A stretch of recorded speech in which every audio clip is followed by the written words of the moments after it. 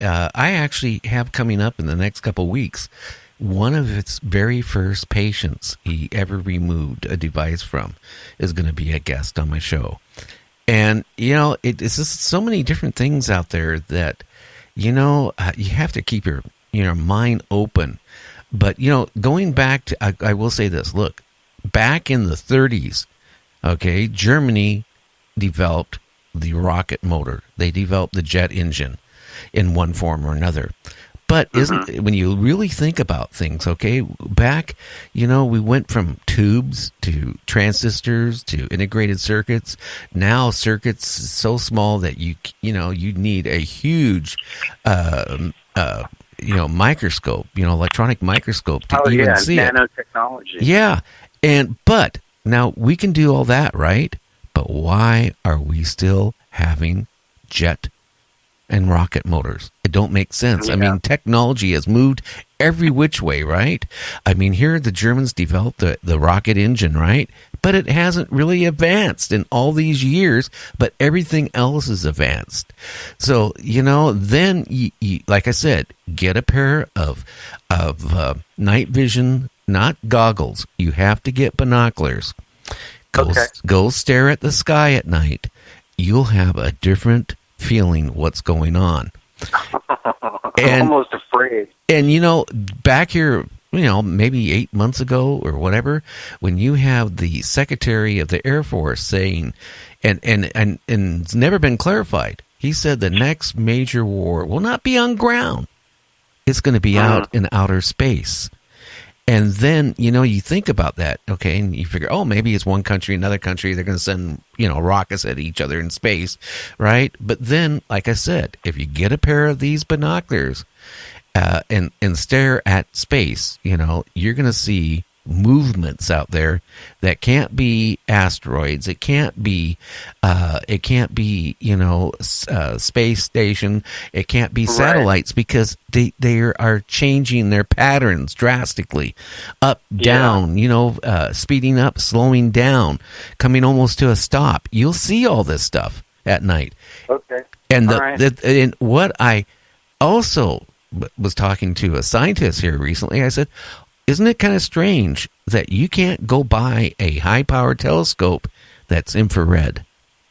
Yeah, very interesting. I think, and here's something else too that kind of goes with that. Remember when they were making a big deal in the media about laser pointers? Oh yeah. How you weren't allowed to point them at planes, and they were arresting people who were saying there was news stories coming out about people pointing laser pointers at planes. This may be about 8 years ago, maybe 5 or 10, I don't know, 5 or 10 years ago. So you can't really get a high-powered laser pointer, just a laser pointer, and point it in the sky, because people now fear, like, hey, you get arrested, you can't point it at a plane. But I think that's because if you started pointing a laser pointer at the sky, you might somehow it might reveal something that they don't want us to know about. And talking about this with the telescopes, you can't get a telescope that sees infrared, especially a high-power telescope, and the technology's there. I think we're slowly getting closer and closer to the truth, and just, opening up Pandora's box, and they can't stop us. But right now, in the meantime, they're doing everything they can to keep technology out of our hands. And you know as well as I do that, like, at CERN, they have quantum computers right now, and I've read papers and videos about it, that these quantum computers are actually communicating with other dimensions, parallel realities of ours, going and getting, bringing back information. Quantum computers speaking to other computers in alternate reality. And now that technology exists. And yet I can barely get a 4 gigabyte RAM to, spit out my video outputs as fast as I want. And yet, you know what I mean? They're piecemealing this mediocre technology down to us a little bit at a time, while for years, I'm sure for centuries probably, they've had technology beyond our imagination, because I believe and I feel that the powers that be have been in place for thousands of years and have technology thousands times better than what they tell us. And a lot of it's probably just kept underground, and it's just kept away from us, and they're just divvying out to us what they feel like making us use for their own, to keep us under control, I guess. I think, too, let's face it, I don't think our civilization, the people out there, the majority of them, I don't think could handle it. Remember Orson Welles' War of the Worlds? Perfect example, right? Yeah. I think it was on CBS. People tuned into it, right? The people that tuned into it when it started, they knew it was a radio play. But the person who tuned in 3 or 4 minutes later, they were freaking out. They thought we were being invaded. People started running around the country, the farmers with guns and shotguns, trying to protect their family. There's cases where people were committing suicide because of that, right? Jumping out of buildings because they thought the world as we know it. There was a case where a guy killed his whole family because he didn't want the aliens to, get their hands on him. Yeah, just put him out of his misery. Yeah, and, of course, back then when Orson Welles did that, he got a slap on his wrist. His movie career for directing and producing went up. Nowadays, if you did something like that, you're being locked up. You're going to be put away. That's it. You're gone. You're history. Yeah, like James Forrestal. I don't know if you remember him. I think he was Secretary of Defense back in the 60s. Yeah. Maybe late 50s. And he started getting, I think, too close to the truth. And so they committed him to an insane asylum, and then they said he killed himself and, hung himself out of a window. But I think that he found out some important information about what's really going on in this domain. And that's what happens, I guess, when you get too close. Well, I think there's a lot of things going on. I think you talk about our banking system, the Federal Reserve, the government. I think basically they just give us enough. Well, let's face it, they give us enough to make us happy. You go to work, you come home, you have sex with your wife, you watch TV, you have your beer, or your bourbon or whatever, and they figure the people are happy. Yeah. Fat, dumb, and happy. That's what one of the colonels I used to work for at CENTCOM used to say. We were just sitting around getting fat, dumb, and happy for, in the military as rear echelon intel guys, while the ground pounders were out there collecting their information. That, and here's the thing. What's the solution? In my lifetime, before I pass away from here, I want to find out I want to find out the truth. I'm going for the information.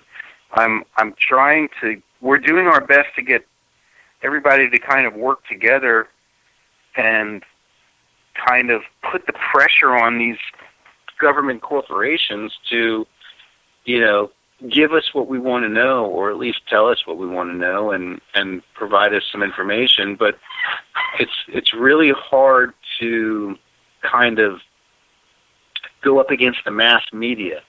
I mean, I see people all the time just watching the news and believing in what they're saying and listening to it, and these guys are just on TV reading teleprompters of a script that they're being given by, a writer, the government, a writer who is working likely for a psychological operations program and with a long-term agenda that is shaping people's attitudes and feelings in the direction that they want it to be shaped.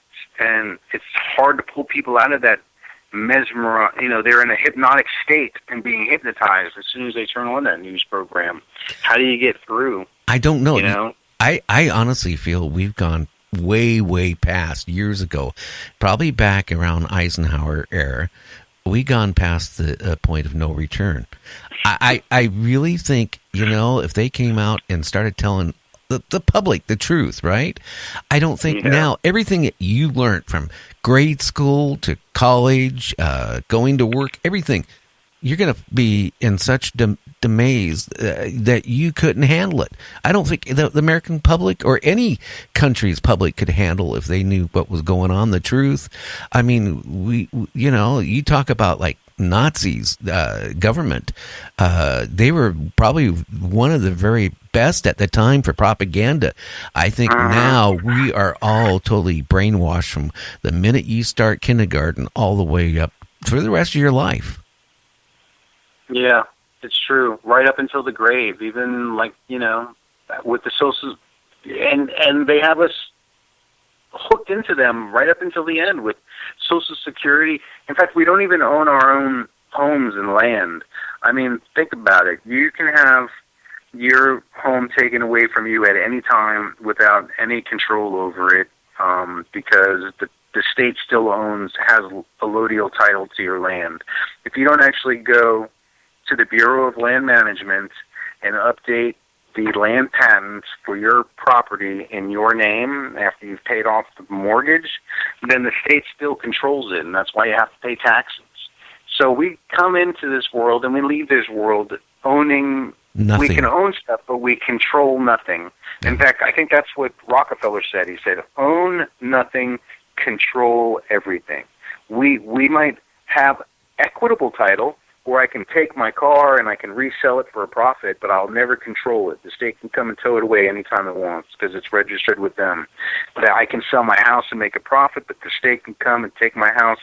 And even if I've paid off my house and they want to do something and build a road, and they're just going to knock it down and move, and they might give me some fair dollar value for it. But if they don't like the way I'm behaving in my house, they can come pull me out of my house. And if I'm not, and let's say I'm living in a state and I'm growing my own marijuana, and I got marijuana plants in my backyard, they can come and take my house away from me because I don't control it. Well, they don't want us to, It's worse than that. Let's say, Ronald, you owned a house in one of those states, right?